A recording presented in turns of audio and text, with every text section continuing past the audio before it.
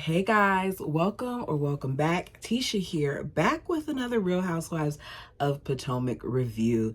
This episode to me was more of a filler, but there was a lot that happened and we just got to jump into it. I would like to start off by saying that I feel like Jazzy is giving more than some of the main cast members with her facial expressions alone. This episode, she was my favorite. Go ahead and do me a favor and hit the like button as we get into it. So the episode begins right where we left off.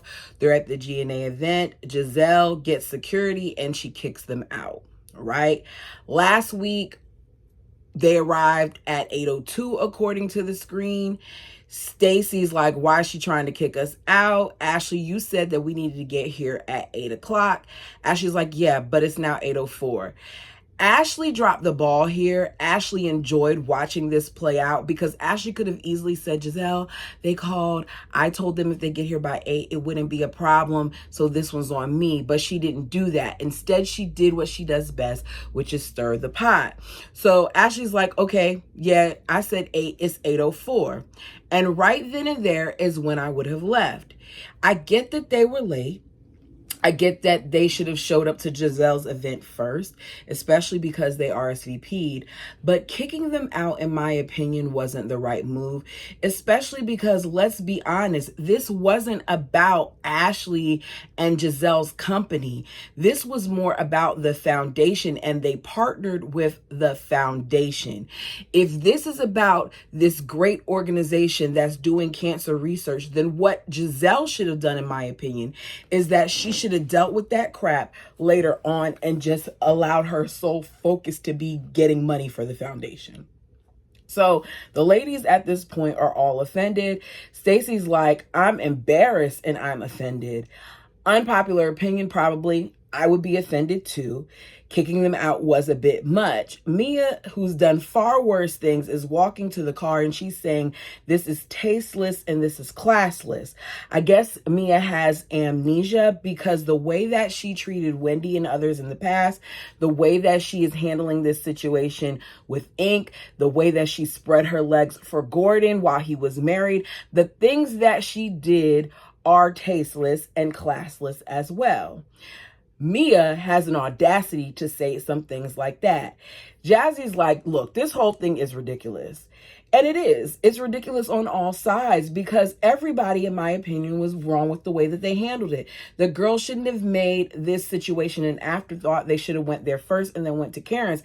But it didn't get handled any better by the way that Giselle decided to deal with it. So Vivian goes out to speak with the ladies.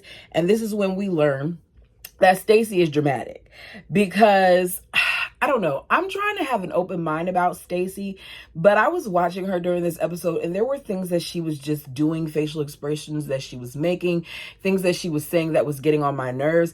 And then I can't help but think back to last episode and I still have a problem with the way that she's handled her daughter's nationality. So Stacey says she's shaking because nothing like this has ever happened to her. I don't feel like it requires all that. I wonder if she's shaking because she's scared or if she's shaking because she's angry. I know when I get really, really upset and I'm trying to compose myself, I get a little, antsy sometimes. My voice may tremble a little bit or something like that. So I'm wondering if it was along those lines. But the way she said it made it sound like something else. Y'all tell me what you think. So Stacey, to me, is acting like she was attacked.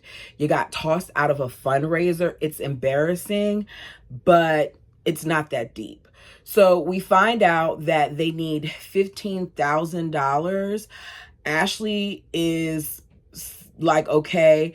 We hear Giselle and some of her male friends, and the male friends are like, just go ahead and give this to them and tell them to donate. So Giselle's like, give it to Ashley. Meaning she's my pawn. She's going to do what I need her to do. I mean, my partner. She's going to do what I need her to do. So Giselle convinces her quite easily to go outside and give the donation because Ashley likes mess, so she's going to do it. So Ashley takes her happy little tail to go stir the pot. She walks up to the Sprinter van, the Sprinter truck, the Sprinter. She holds up this little, I don't know, it's more than a 11 by whatever poster, and shows them that this is the code. You can scan it and you can donate. And the moment that she did that, I said, ain't no way.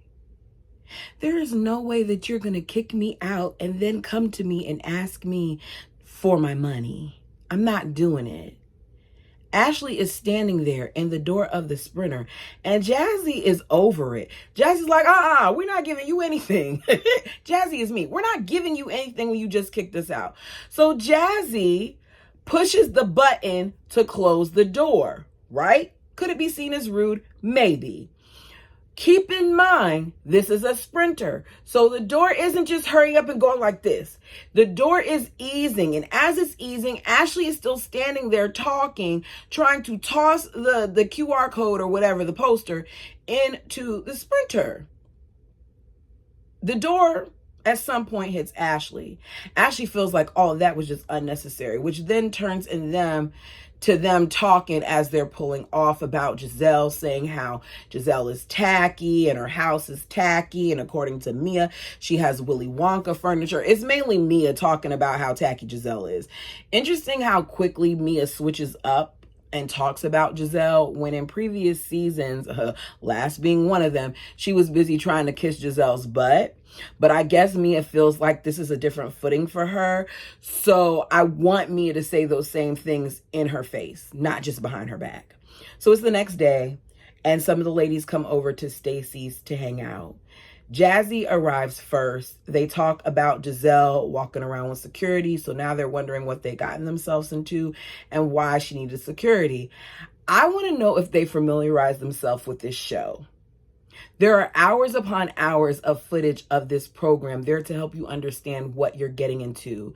The moment that I knew I was going to be on the show, I would have been watching this show to see what I was getting myself in for. I would have been doing recon. I want to see what's what, so I know who to keep my eye on, because Giselle has pulled the whole security thing since Monique. And at this point, it's tired. Ashley arrives. Ashley would not be allowed in my house after she did what she did, but they're filming, so whatever.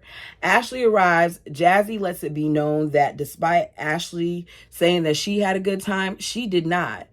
Jazzy calls their event the GNA, which means gangsters and alcohol.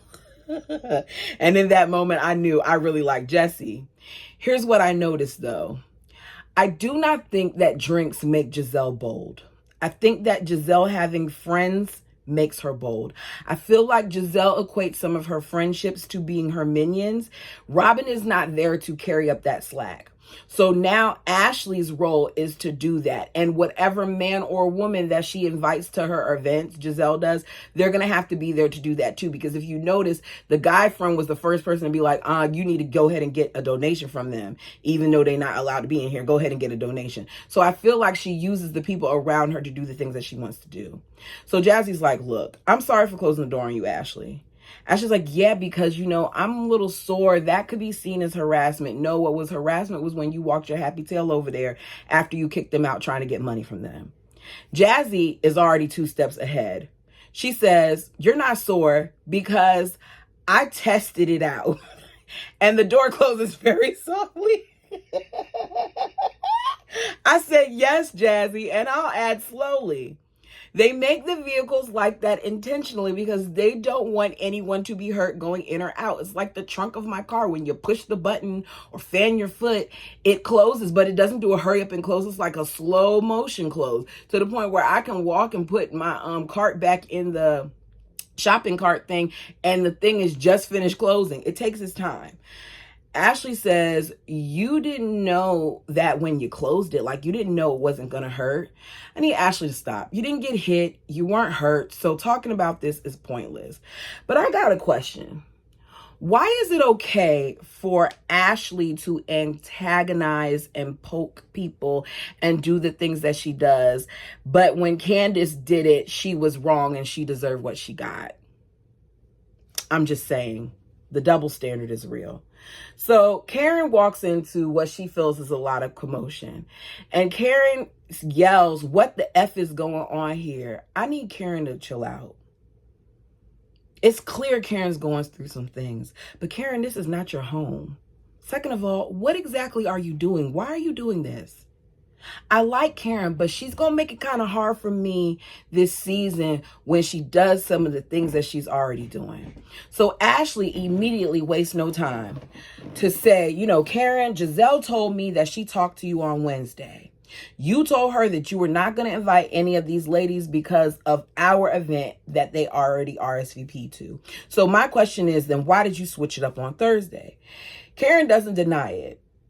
Karen's like, okay, yeah, I did say that. So then Thursday, you know, it was a prestigious moment in my life and I wanted to share it with everybody. But that's not what this was for Karen. It was payback.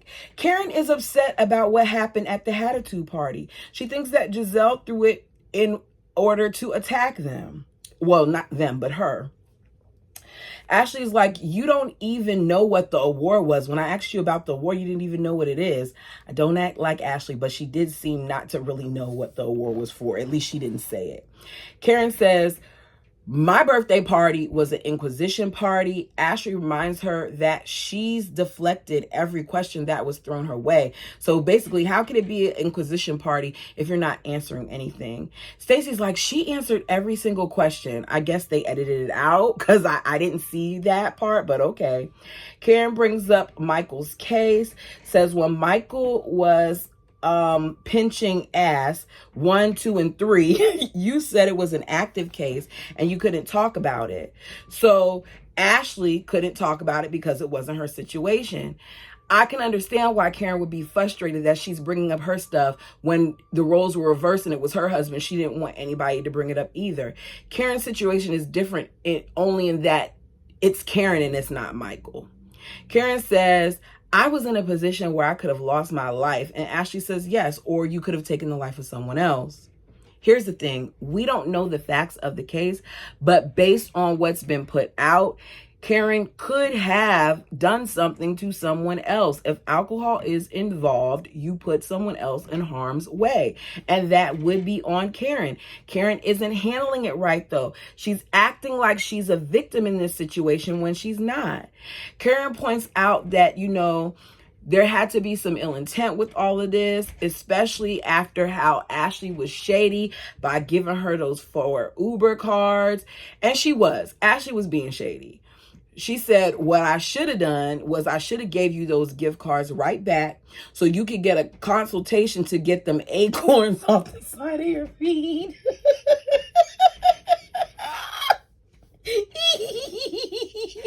I said, Karen, what? One thing about Karen is making me mad, but Karen has this way of reading people and she does it with a straight face. She doesn't laugh. She doesn't crack a smile. It's just like, boom, I'm going to slap you right quick with my words and you're just going to have to take it. So Ashley, because she says she got acorns on the sides of her feet, Ashley decides to take her shoes that she was just walking with outside into this lady's home that if you were in my house, you would have took the shoes off. This is not we're going to walk around in our outdoor shoes house. She decides to take that shoe and she puts up one foot on Stacey's island in her kitchen. And it's like, yeah, I got bunions on each foot, so what? And then she does it again with the other foot. Hold on. You are not about to put your feet on my table. Nobody puts their feet on my table. You're lucky if you're even allowed to put your feet in my couch. So seeing her do that, it really irritated me. She then tells Karen, you need to stop worrying about that and instead worry about your jail time. Karen is like, why would you say that? Ashley says, you come for me, I'm coming for you. This is what Karen doesn't understand. Karen is going to be walking on eggshells this whole season with these ladies if she's not careful because she will be the target. Everything that she says from now on until this situation is done, until her name is cleared, whatever the case is going to be about her DUI. Ashley tells us, they start talking about, apologies and stuff like that because the ladies feel like they need it. Karen says that Giselle needs to apologize to them. Karen, you need to apologize too. Ashley's like, to her knowledge, Giselle doesn't do that, but she agrees something needs to be done. Stacey asks if Giselle is going to apologize because that's the only way for them to move forward. Karen says, she should. Karen also should apologize. I already said that. Now we're at Wendy's. Her mom is cooking for the family. She says if she doesn't cook, they don't eat. Wendy cooks, but her mother doesn't believe it. More like Wendy doesn't cook to her standards. I know how to cook a lot of Jamaican food. Like, I grew up knowing how to make it. It was taught. That was you pass on your traditions, your culture, all of that, right? Jamaican food takes a long time to cook, especially certain meals. So when it comes to my household, I still cook both, but I'm going to cook American food a lot of times before I will cook Jamaican food because a lot of the dishes are easier. Now, I know there are American foods that take long as well. I get it. My point is, when you have certain traditional dishes, there's a lot of ingredients, there's a lot of time that goes into it. And African food is that same way. I should know. I got a lot of African friends, and when it comes time to cook, everybody's in the kitchen for a long time. Like, certain stews start the night before. Easy. And that's after they've already put some of it in the freezer to use that to begin their next stew. So Wendy tells her mom that Mia's taking them to North Carolina next week. We find out that Eddie's father called Wendy to wish her a happy Mother's Day. The family, as we know, is estranged. Eddie's family backed off when he married Wendy. They didn't even come to the wedding. They haven't really been around the kids. I don't like talking about this, though, because something isn't being said about it. There's more to this situation than Wendy's mom and Eddie's mom were friends, and then they stopped being friends, and then their kids got together and they loved each other and got married. But Wendy's mom and Eddie's mom just grew apart. Growing apart doesn't turn into this, where it gets worse and worse and y'all aren't even communicating with each other. I feel like somebody did something. It's just not adding up.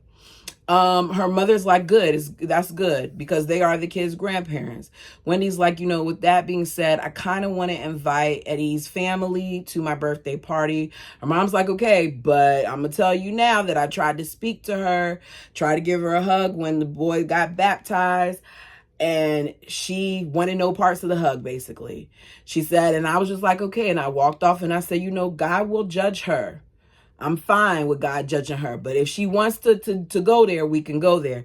I get what she's saying. One thing that I didn't like, though, is I noticed that her daughter, Wendy's daughter, was in the kitchen while they were having this conversation. So she was being made privy to things that I don't think she should have been made privy to.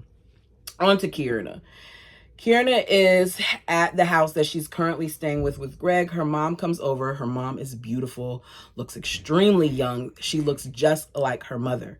She comes over to bring Greg some soup.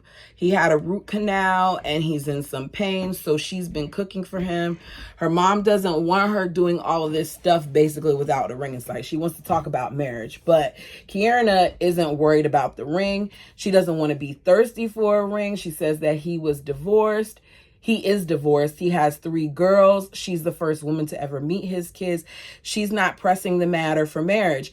But you're already doing a lot of things that married people would do, if you ask me. You just moved into his home and you're building a home with him. And he has kids, which means you're going to be actively involved in his kids' lives, especially if you're in this home together.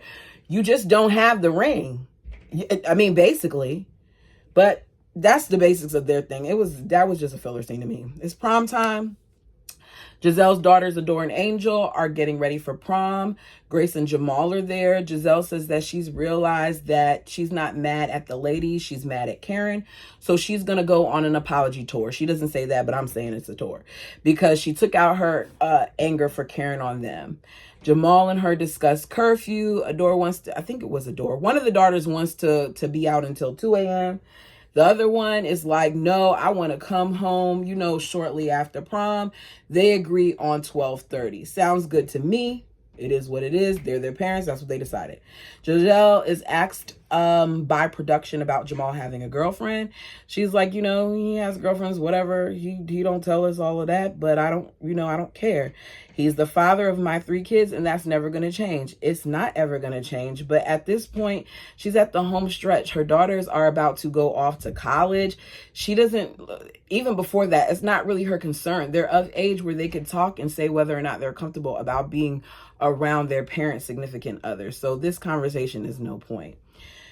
On to these two fools. Mia and Ink. I have come to the conclusion that Ink likes to be on camera just as much, if not more, than Mia. Y'all tell me what you think. Mia is at the Airbnb rental with Ink and her kids. I do not like the fact that these women are so quick to put men in this position of this fatherly role and have them around their kids. I hate it. Don't involve the kids in that crap. It's not fair to them or their emotions. It's been a common thing with some of the things that I've been watching with some of the reality shows. And my reality is not to do that. That's not my reality. I'm not going to do that. So we're told that this is a staycation, that Ink rents places sometimes when he comes into town, because Gordon has this habit of just popping up at the house and needing and wanting things. So my thing is, if that's the case, let him keep his kids while Ink is there. This is what I mean. You're sitting here and you're saying that we're being hard on you, or Giselle and Karen are being judgmental of you, but Mia does things that just create issues. Because why would you have your kids around this man? I don't care if you dated him in high school. This isn't high school. This is another part of life, and you're still married to their father.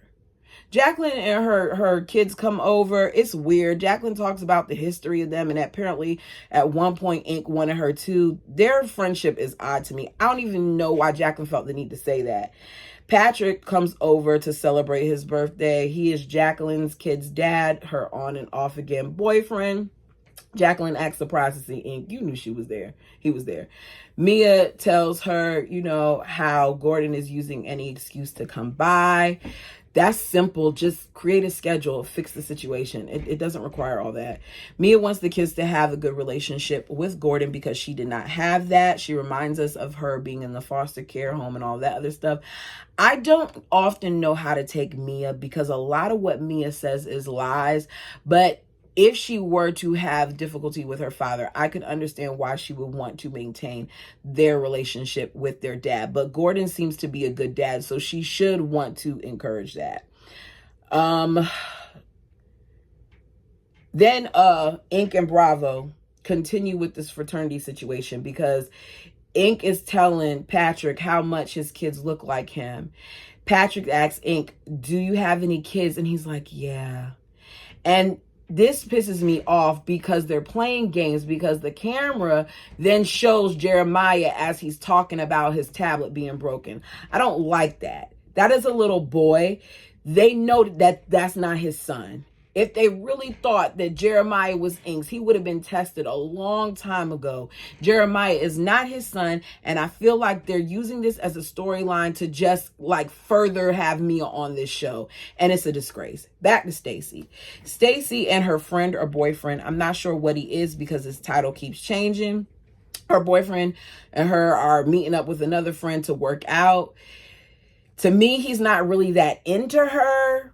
He walks in and she goes to hug him and kiss him, and he kind of dodges it a little bit. Production asks if he's still a virgin. No, if he's a virgin. Stacy says he's not a virgin, but he doesn't want to have sex until he's married. That's completely understandable. I'm not judging people's decision on that, especially if it's for religious reasons.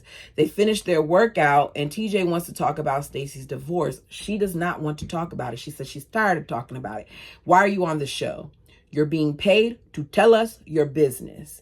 Something about Stacy and TJ feel odd to me. I think she's more into him than he's into her.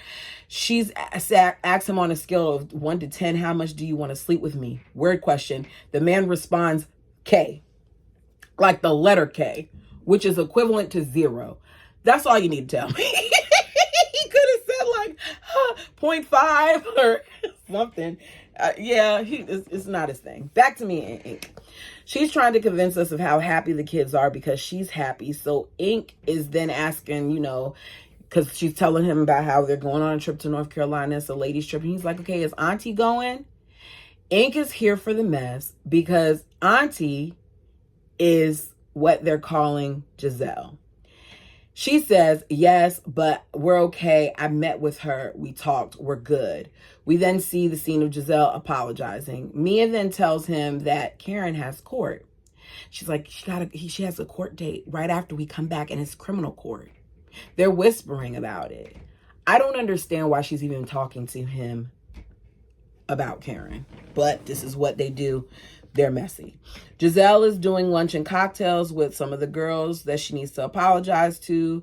She wants to get Jazzy and Stacey together to talk without Karen being present. She basically wants them on her team. So they arrive.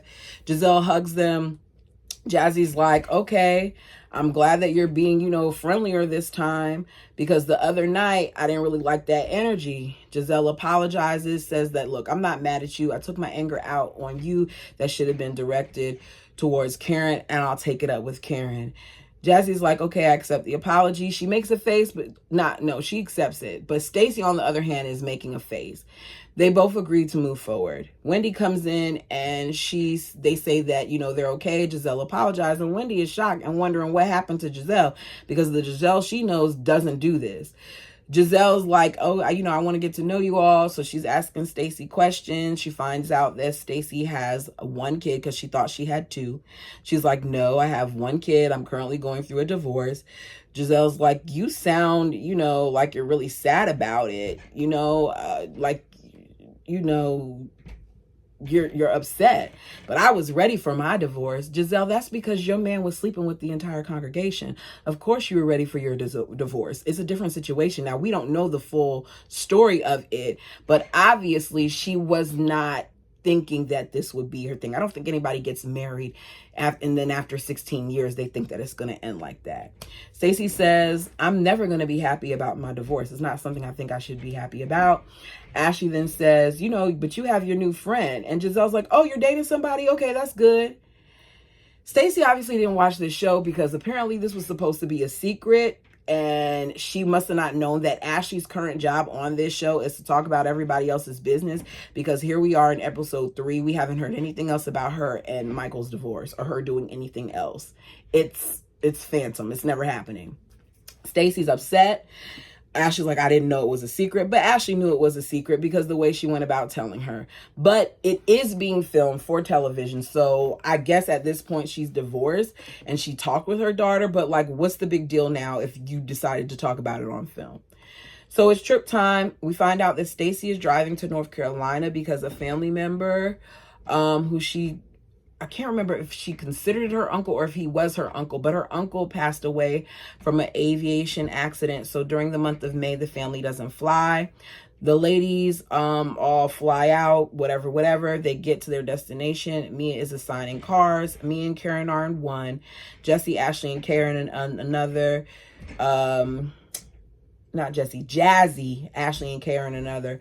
Giselle, Wendy, and Jacqueline are in one. They're all having little different talks. Of note is that Wendy and Giselle are being cordial. We find out that Giselle is Catholic, which is interesting considering that when the whole shrine situation came up, she was mute. She had nothing to say. Even though she's Catholic, she's aware of it.